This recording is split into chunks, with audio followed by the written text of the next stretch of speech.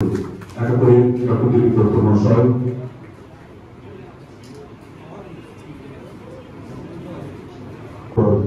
তথ্য মহাশয়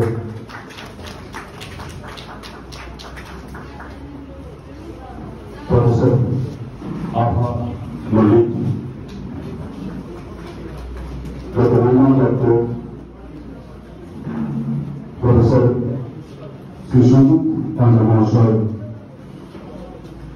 প্রফেসর ধীরেন্দ্র ব্যানার্জি মহাশয় প্রফেসর অরুণ কুমার চট্টোপাধ্যায় মহাশয়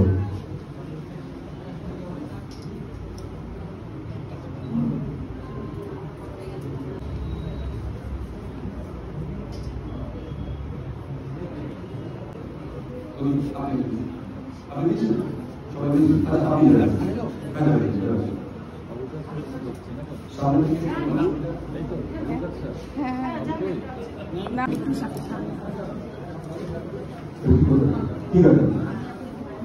আচ্ছা 5897 যে সে গাড়িটি আপনি আমরা মন্দিরের সামনে একটা করে ভিডিও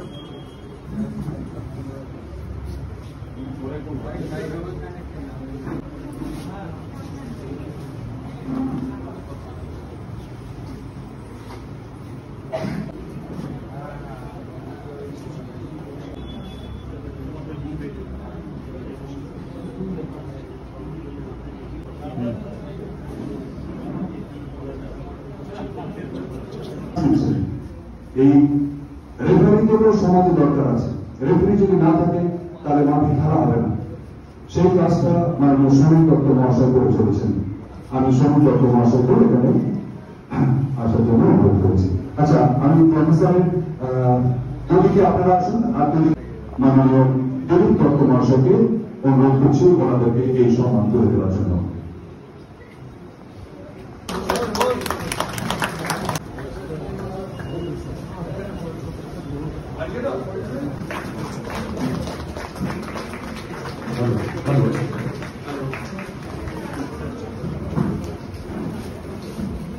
হ্যালো, কোথায় ভালো ছবি দিয়েছেন? আচ্ছা,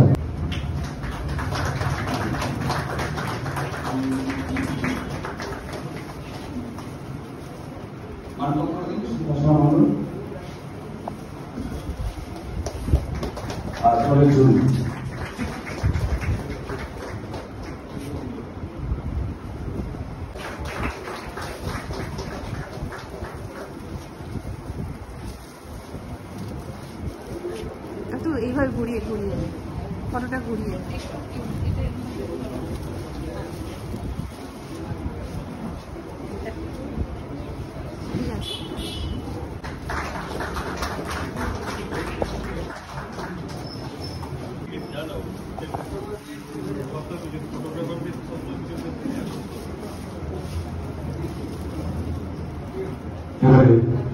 শ্রী সমীর দত্ত মহাশয়।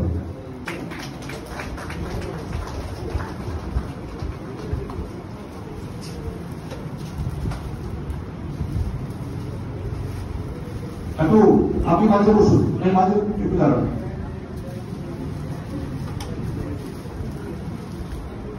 একটু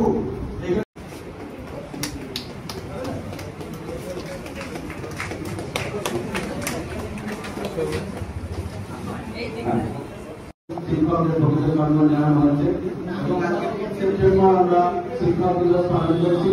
আর কিছুদিন বাদেই আমরা 26 জানুয়ারি বিদ্যাসাগরের জন্মদিন, এটাও আমাদের বাঙালির কাছে একটা খুব গুরুত্বপূর্ণ দিন এবং মানুষের বিদ্যাসাগরকে আমরা মনে করি ওনার মতো সংবেদনশীল মানুষ আমরা খুব কম দেখেছি এবং ওনার ভাষায় যদি আমরা বলি যে compassion is the highest form of intelligence.